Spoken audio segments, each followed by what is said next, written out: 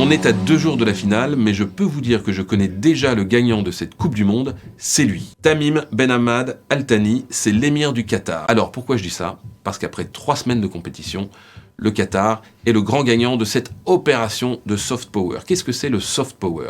C'est la capacité d'un État à exercer son influence sur la scène internationale, son rayonnement, autrement que par sa puissance militaire.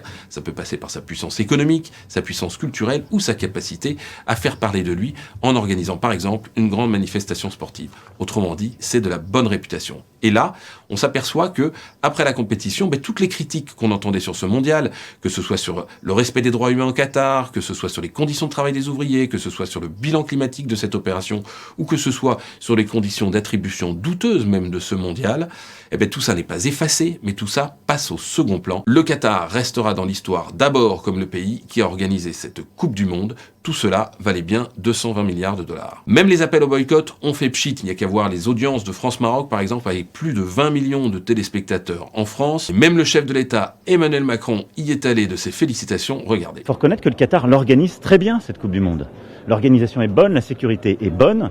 Et donc, je veux dire, ne mégotons pas sur notre plaisir. On est en finale, c'est formidable. Et donc, sachons, nous, Françaises et Français, avoir des joies simples et être fiers. On retiendra donc que la seule critique émise par la France sur ce mondial, ça aura été les manches arc-en-ciel du pull d'Amélie Oudéa Castéra, la ministre des Sports. Ministre qui a promis de faire passer des messages à l'émirat à l'occasion de ce mondial, mais qui a qualifié le Qatar de partenaire important pour la France. Et là, franchement, on se pince pour y croire, car depuis lundi, on sait qu'une enquête est menée en Belgique sur de très gros soupçons de corruption au Parlement européen par le Qatar. C'est au minimum une offensive, voire une agression, et on nous parle de partenaires importants pour la France, pour notre démocratie, pour l'Europe. Le soft power fait bien des miracles.